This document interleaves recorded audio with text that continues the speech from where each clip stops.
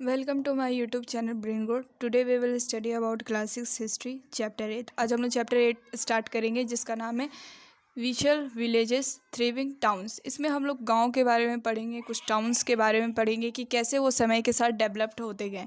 तो first topic का नाम है आयरन टूल्स एंड एग्रीकल्चर। तो सबसे पहले देखो, हम लोग का जो एंशिएंट टाइम था उसमें 99% लोग एग्रीकल्चर पे डिपेंड थे। बहुत ही कम लोग थे, 1 या 2%, या कह सकते हैं सिर्फ ओनली एंड ओनली 5% लोग आर्ट एंड क्राफ्ट और आर्टिस्ट ये सब का काम करते थे, और ज़्यादातर लोग एग्रीकल्चर पे ही डिपेंड थे। तो एग्रीकल्चर पे अगर इम्प्रूवमेंट आएगा, इट्स मीन उन लोगों के लाइफ में भी डेवलपमेंट आएगा। तो हम लोग उसके बारे में जानते हैं।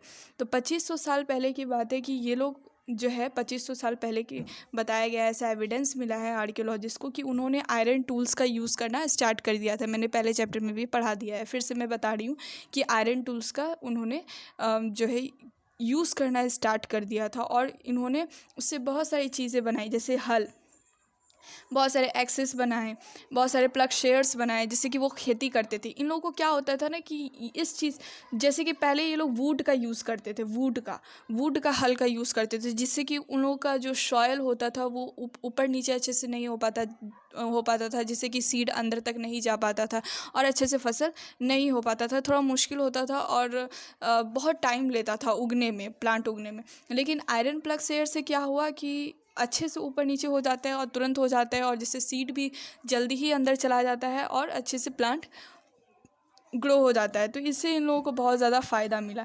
सेकंड टॉपिक में हम लोग ये पढ़ेंगे कि सिर्फ और सिर्फ आयरन टूल्स ही नहीं, बल्कि इरिगेशन भी इन लोगों को फ़ायदेमंद होने लगा। इरिगेशन का सिस्टम भी डेवलप होने लगा था, इरिगेशन प्रोडक्शन डेवलप होने लगा। किसको वजह, बहुत सारे ऐसे राजा थे जिन्होंने कैनाल्स बनवाए, वेल्स बनवाए, टैंक्स बनवाए, आर्टिफिशियल लेक्स बनवाए, ताकि इरिगेशन में मदद हो, मतलब कि क्रॉपिंग उगाने में मदद हो सके। इरिगेशन क्या होता है, सबसे पहले हम लोग ये जानते हैं।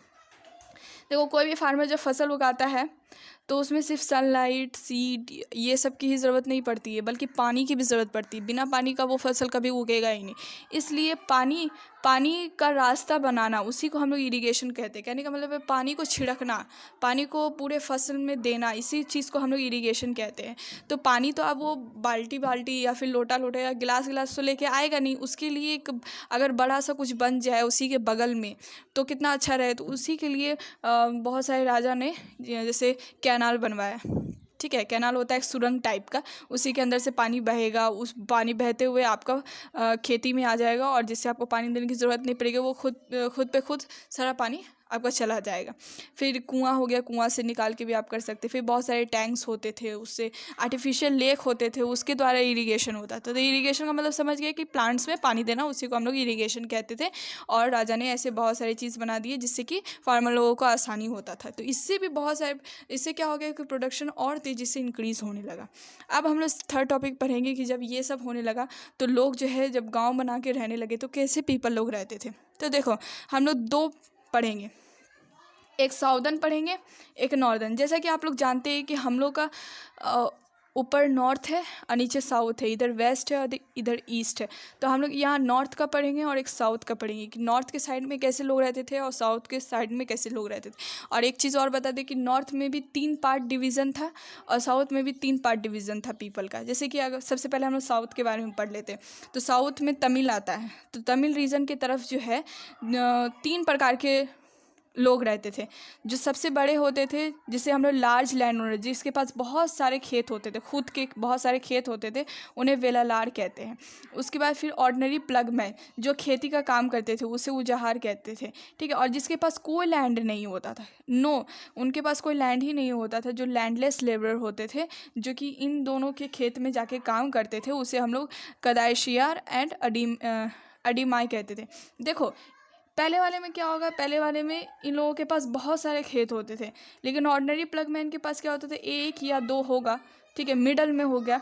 और इसके पास क्या होता है, कोई लैंड ही नहीं होता था। तो ये क्या करते थे, या तो इसके या तो इसके यहाँ पे जाके खेती करते थे और अपना गुजारा करते थे। तो लार्ज लैंड ओनर्स को वेलालार, इसको उजाहार और इसको कदाशियार एंड अडीमाई के नाम से जानते थे तमिल में। कहने का मतलब है साउथ की तरफ इस तरीके से पीपल डिवाइडेड थे विलेज में। 3 प्रकार के पीपल होते थे। जैसे अभी भी हम लोग की सोसाइटी में क्या होता है, एक होता है हाई लेवल, एक होता है मिडल लेवल, एक होता है लोअर लेवल, उसी प्रकार से। अब हम लोग नॉर्थ के साइड में देखेंगे in the north part of the country. तो विलेज के जो हेडमैन होते थे, जो गांव के जो हेड होते थे, उसे हम लोग ग्रामा भोजका कहते थे। और जो इंडिपेंडेंट फार्मर्स होते थे, जो खुद पे निर्भर होते थे, जिनके पास खुद का खेत होता था, उसे हम लोग गृहपतीस कहते थे।